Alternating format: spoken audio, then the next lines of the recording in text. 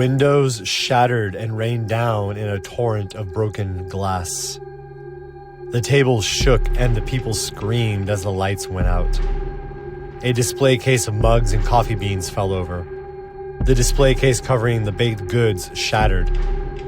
A teenage boy tripped over a table and sent all the drinks and food flying. Pat dove under a table and covered his head as the impromptu shelter shook violently. A light fell and broke apart on the floor just a few feet away from him. The quaking stopped. Car alarms replaced the sound of the deep rumbling that had come from underground. Pat heard someone crying nearby. Everything was dark, aside from the firefly glow of the smartphones lighting up around him. In the last 3 months since moving to Tokyo, this was by far the worst earthquake he had experienced, or even thought possible of experiencing. He checked his phone and saw the last message he sent before the quake struck. If that's how you feel about it, whatever. Sarah hadn't read it yet. He tried calling her, but his phone had no signal. A few of the other customers were outstanding, so Pat thought it was safe to do the same. He pulled himself up on a booth seat and stood with shaking knees. A man and a woman stood near him, bent over scrolling through their phones. Pat could see that they, too, were having connection issues. "Excuse me, do you speak English?"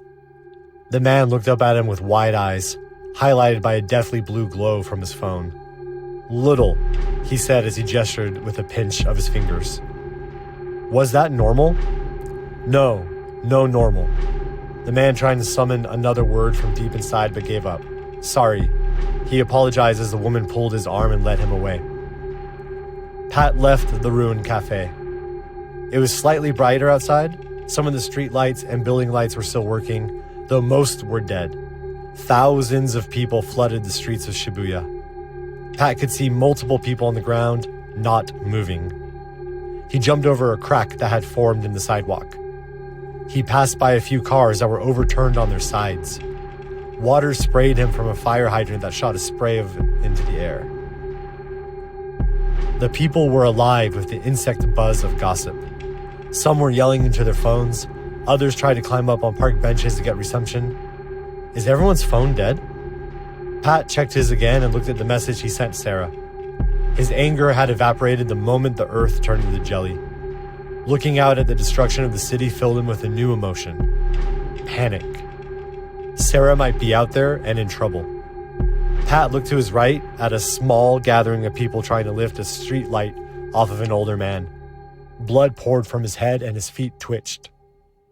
He imagined Sarah in the same situation. Pat started moving down the sidewalk to get away from the crowds, which were now growing so large he feared he wouldn't be able to move through them soon. He turned down a side street that he knew led to a quieter neighborhood. He had taken it dozens of times in the past few weeks to get to Sarah's apartment from the station. A fire was consuming the karaoke place to his left. People were climbing out the second-story window and dropping down below. He couldn't see if they landed safely. The ground shook.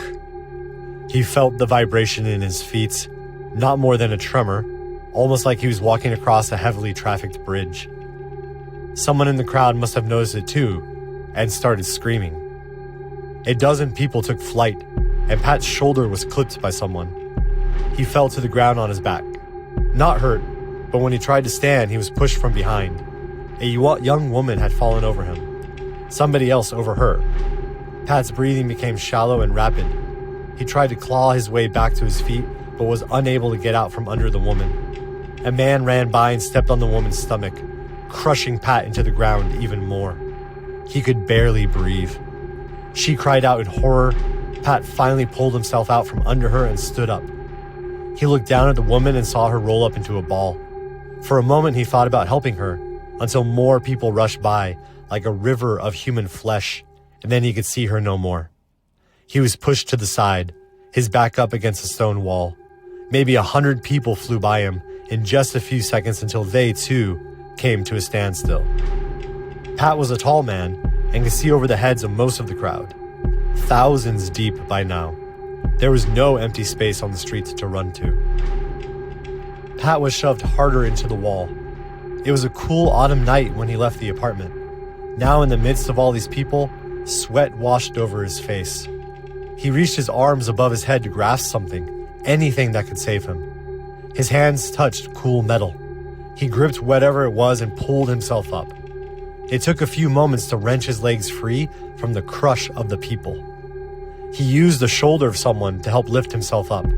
He turned around and threw himself at the fire escape, clambered up and gasped for breath in the relative safety he had found. He looked out over the crowd, thousands of bobbing heads. He knew they were all individual people, but all he could see was a mass, indistinct from one another, an unfeeling stream of humanity. A deep rumble shook the fire escape and Pat clung to the stairs. The metal bashed against the side of the wall and nearly shook him off. The roar of the crowds rose into an unbearable cry of desperation. He found himself incapable of uttering a sound. All the remaining lights on the street went out. Pat saw lights from phones flash here and there. The karaoke's flames provided some light off in the distance. But the space around them was thick with darkness, a deep and impenetrable black curtain that felt wholly unnatural. A sound like roaring fire, or maybe a train screaming down the tracks, came from somewhere beneath him. A black mist swallowed the fire in the karaoke place and the silver lights of the phones. The people screamed in the darkness. The building Pat clung to rattled like a house of sticks. A thundering boom erupted from the streets. More screaming, most of the voices growing faint as if they were traveling a great distance in a matter of seconds. Pat heard loud thuds and wet ripping sounds, terror in every voice. Then it was silent. Not a single voice graced the air. The shaking stopped. Pat could feel his heartbeat in his throat and his fingertips went numb. Thousands of screams, thousands of people, in an instant reduced to absolute silence. The darkness ebbed in front of Pat like a moving wall, like the pit of an endless abyss. He almost thought he could see something moving in that black canvas, something big. He wanted to yell out and hear a voice return to him from the void, but the words refused to escape his lips. A rush of wind blew against him, warm and humid. It blew his hair back, reeking of damp moss and rot. It sounded like a snort, the kind a large animal like a cow or a horse would make. Pat felt the urge to piss himself. He was frozen with fear. Another boom, and the building shook. Then it settled down. A minute later, the thunder came again, from further down the street, but was still strong enough to shake the fire escape. Pat counted the booms like his mom taught him to do with thunderstorms. What was it? Every second meant it was a mile away, right? He counted until the next sound, further away, was a whole 2 seconds away. But who was he kidding? This wasn't thunder. It sounded like footsteps. Impossible. They carried off further away until the shaking stopped and the sounds faded in intensity. But they were still there. Like fireworks going off across a valley, they never fully left. Pat leaned over the railing and looked down. Too dark. Like the world had been doused in oil. It gave him the sensation of floating in space, of being rootless, no reference points, a world beyond sense. Hello? He should have kept quiet. No sooner had he spoken than it had responded. From down there on the street, if the street was still even there, a deep wail rose up from the ground like an offering to an absent god. The volume of the cry made Pat's heart skip a beat, and it popped his ears. Sensation soon turned to pain as his eardrums ruptured. The pain spiked and nearly made him sob until it quickly passed. Then came the red. The light, if he could call it that, it was thick and almost fog-light, burned from down in the street. No, from beneath it. In the crimson glow that was growing stronger, Pat could see that the street itself was mostly gone. In its stead was a deep chasm. He imagined the crowd of people, all of them with plans for tomorrow and loved ones at home, now swallowed into the earth. Beside the hole, he saw body parts. Arms, legs, half a torso, all scattered about the little that remained of the street. The scarlet glow washed over his face, and he could feel the heat that it emitted. And there was something moving down there, deep below, some dark shape, made darker still when contrasted with the light. It was getting bigger, coming closer, escaping the hole. Did it hear me? Pat looked around for some way off the fire escape, somewhere that wasn't down there. The stairs of the fire escape were behind him. He ran up them until the stairs ended in a ladder. He jumped on it and feverishly climbed up its rungs. It shook as he went up a full story. The metal clanged and rattled noisily. Pat feared it would alert what was down there to his presence. He made it to a door and tried the handle. Locked. He looked down and saw the dark thing, even bigger than it was just a few seconds ago, almost at the top of the chasm. Pat climbed higher to the next floor. He made it a few feet below another door. He could see that it was slightly open. The only problem was the ladder had separated from the wall and leaned out and away from the building. There was no climbing higher. Pat maneuvered around the twisted metal and placed his feet on the uppermost rung possible and crouched, balancing his body on the ladder. The next landing was a few feet away above him. He would have to jump up, grab the ledge, and pull himself up. His feet caused the ladder to shake like a reed in the wind. The wailing grew louder.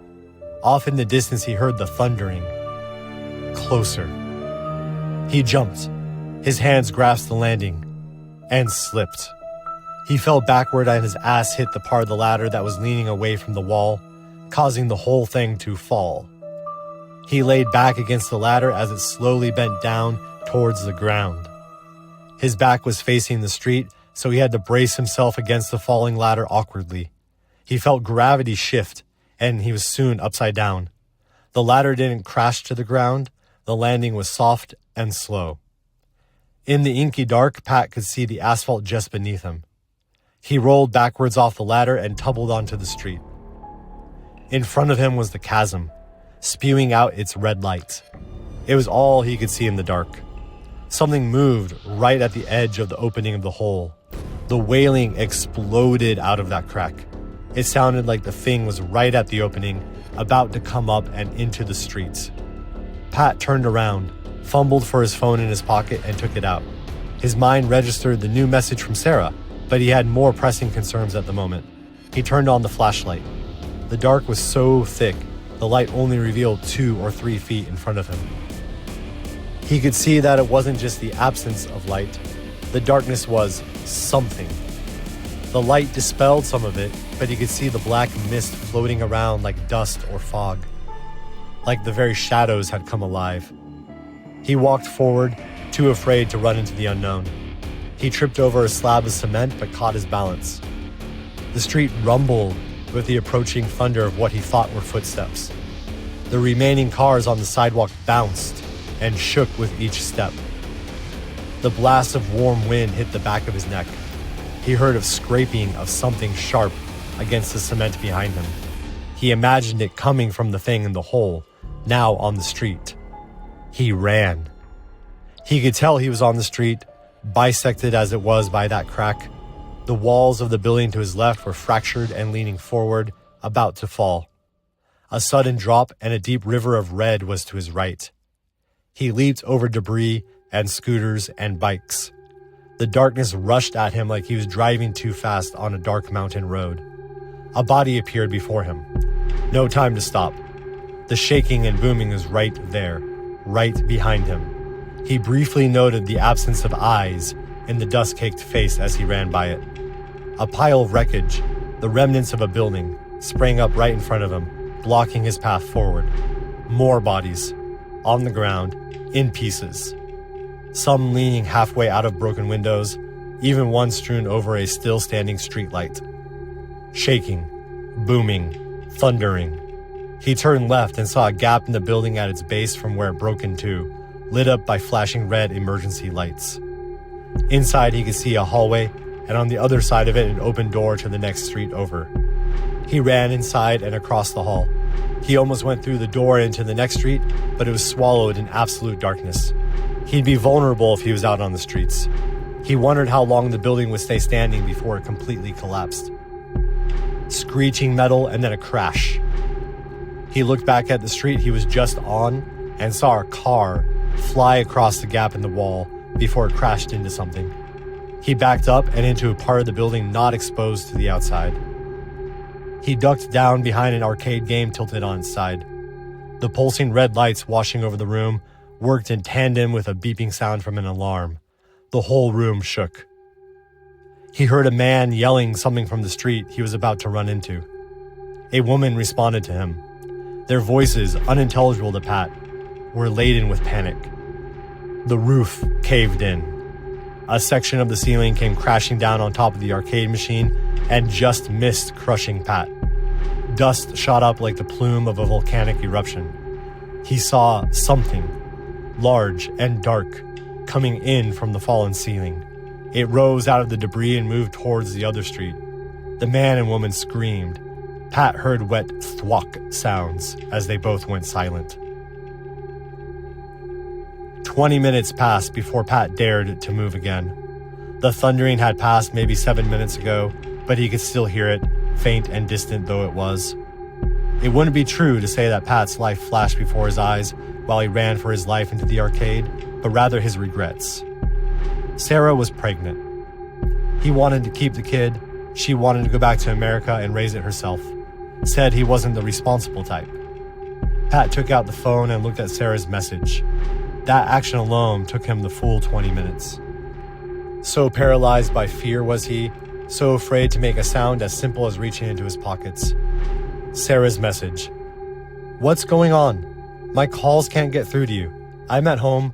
It's so dark and there's something happening. I'm hearing this awful sound like, I don't know, something in the ground screaming. And there's something in the building. It's eating people's eyes. The fuck am I saying? But I saw it through the keyhole. Please help me. Sent nearly half an hour ago. No other messages. 5 missed calls. He dialed her number. No sound was on the line. He tried sending a text, but nothing. Pat crawled out from under the machine and looked around. He knew this place. It was the arcade around the corner from the Starbucks he liked going to, which meant that Sarah's place should be a 5-minute walk just out that door. The one he heard the screaming of that man and woman come from. The flashing red light and the beeping spoke of something to come. He felt like he was in a plane, about to leap off into a storm, hoping that his chute would open in time. He walked over to the open door, somehow not covered in the debris from whatever had come crushing through the roof. More people screaming. He could hear them out there, just barely. And then they were silent. Islands of human suffering, rising up and going out, here and there.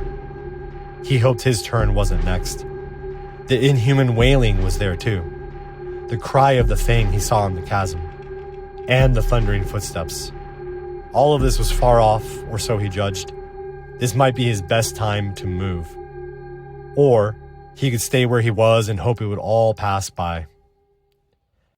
He looked at the message again. He thought of Sarah. The last time they met, just over an hour ago, they were at the cafe. The same one he was at when the shaking began. She wanted to move back to America. He wanted to stay in Japan, and he blew up on her. Sarah was alone now, in the dark, and something was outside her door, eating people's eyes. All he wanted was to see her again, safe and well. Immense shame filled his chest. He laughed at himself. No matter how big that fight seemed then, now, in light of his current situation, it was nothing. He switched his phone's light on and walked out into the darkness. Howls pierced his ears from somewhere above him, maybe from the rooftops that were beyond his sight. The constant rhythm of vibrating earth shot through his feet. Sarah's place was up a hill, 2nd Street on the right from the arcade, which would mean he'd have to turn left onto the street from where he was now, assuming the corner he stood on was the correct one. Pat walked down the street slowly, watching his feet for holes, for bodies. There was no chasm on the street, but the road was broken up, looking like a frozen still of a turbulent ocean. There were no bodies here. How could that be? There must have been thousands of people on every single street. And if they met the same end as the mutilated corpses he saw earlier, then where were the bodies now? He passed 2 streets, keeping his hand running alongside the buildings for guidance like a blind man, and turned onto the one with the hill. The black air grew thicker, not like smoke. It felt like he was moving through water, not strong enough to give his body resistance, but enough to let him know it was there. He involuntarily tasted it on his tongue, chalky and dry like ash, but also somehow sweet. He wiped the greasy feeling off his face and looked at his palm. It was as black as if he had picked up charcoal. He continued on up the hill. Before he arrived at Sarah's apartment, he was struck by that wet thwack sound again. He heard someone make a gurgling sound. Pat bent down behind an upturned piece of asphalt and shut off his light. He peered out into the dark in the direction of the sound but could see nothing. He heard a scuffling of something sharp scratching against the road. Yada! He heard a woman scream. A flash of light that must have been her phone. It shook and bounced chaotically. The white light revealed something that shocked the blood in his veins into instant ice. Long limbs like a spider. Taller than a streetlight. Writhing hairs or tentacles on his dark skin. In a lightning-quick motion, he saw one of the spindly limbs strike out towards the light. The woman screamed and the sound was abruptly cut short, and with it the light. Then came that thwack sound. Another gurgle, and the sound of something heavy hitting the ground like a sack of sand. A scuttling sound of many sharp appendages traveled up above him until it was gone. He almost wished he had seen nothing. What the fuck was that? Whatever it was that killed that woman, it was not the same thing that was shaking the earth. What he had just seen was too small to have made those sounds. Bigger ones out there. But what made that wailing sound? He got up and ran forward. In that woman's brief lighting up of the street, he had seen no large obstructions on the road. He sprinted hard until he reached the front doors of Sarah's building. The glass doors were shattered and tilted to the side, as was the whole building itself. Aside from his phone's light, Pat went in absolute darkness and came to the stairwell. He paused to listen and heard nothing. He made his way up the stairs one at a time, pausing to listen. His terror growing and his heartbeat so loud it was hard to hear what could be there. He made it to the 3rd floor. Sarah was on the 5th. He could see cracks in the wall and the occasional split in a step, but overall the stairwell was in good condition, all things considered. A groaning sound of metal grinding on metal came from somewhere on the 1st floor. The building shook slightly. He heard something crash overhead in one of the apartments. He covered his light with his palm and waited. No more sounds. He walked up the rest of the stairs and came to the 5th floor. He pushed at the steel door, but it refused to budge fully open. Just enough for him to squeeze his body through. A blinking yellow emergency light illuminated the tilted hallway. He walked past room 501 on his right and heard someone sobbing inside. Sarah was down the hall in room 507. Sorry, I have to go. Deep gash marks were on the doors of rooms 502 and 503. The same incisions were on the walls and the ceiling, like something large had barged its way down the hall. In the flashing lights, he could see red streaks on the floor. The door to room 504 was missing, torn off its hinges. He crept by it just in case one of them was inside. He made it past the room without hearing anything unusual. 505 and 506 looked untouched by the chaos. 507. Pat's heart fell to his feet. The door was split in two down the middle. He held his breath without even realizing it. He squeezed between the two halves of the door and entered the room. The lights from the hall splashed into the dark pit of the apartment. His phone revealed little spotlights of what used to be Sarah's life. A vase of purple flowers on the kitchen counter, somehow still standing. The TV lying face down on the floor. The broken window in the living room. Around the jagged shards of glass, he saw red, painted over both the remaining glass and the wall surrounding it. He walked over to the window, holding his hand over his mouth, fighting back tears. Sarah! He felt inside his pocket. It was somehow still there. The cheap engagement ring. He never got around to proposing to her at the cafe. He lacked the nerve. Pat went from room to room and didn't find her. He returned to the broken window and looked out it. Nothing but a sheer straight drop down to the street. Shit! He recoiled from the window. Red light exploded off in the distance like a flash of lightning over by where the arcade was. The crimson light revealed something that nearly broke his mind. The light died down. It was only for the briefest few seconds that he saw it. Something taller than the buildings, some of them even 8 stories high. He saw a faceless figure hunched over the cityscape, long arms that touched the ground, what could have been a hood or a curtain of flesh draped over its form. Just as the light died down, it turned towards the apartment. Then darkness once more. Boom. Boom. Boom. The footsteps had returned, coming towards the apartment from the direction of the arcade. He couldn't have seen me. The room shook. The flower vase fell to the ground with a smash. The red light flashed again. He saw it rise from chasms in the ground just outside the apartment. It lit up the silhouette of the towering thing. Now he could see the gaping hole where a face should have been. It wailed and screamed. Pat turned and ran out into the hall and froze. In the blinking lights, he saw one of the smaller spider things in the hall ripping into room 501. It shoved its large body into the doorway in a move that should have been impossible given its size. The person inside that room screamed. Then came that thwack as their body was flung out into the hall and crashed into the opposing wall. Lifeless, eyeless. He saw a crab-like appendage emerge from that room and drag the body back inside. The building shook harder. He felt his body tilting. Then he noticed a soccer ball in the hall rolling, wailing, a cry of pain and longing. It shook his ribcage with its intensity. He looked behind him and into Sarah's room. Another flash of red. In that glow, he saw the endless void of the faceless thing. He saw the black hole that was its mouth and the stars that were its teeth. Then he was rolling down the hall. His body tumbled and flew down the stairwell. The rest of the building came down to join him.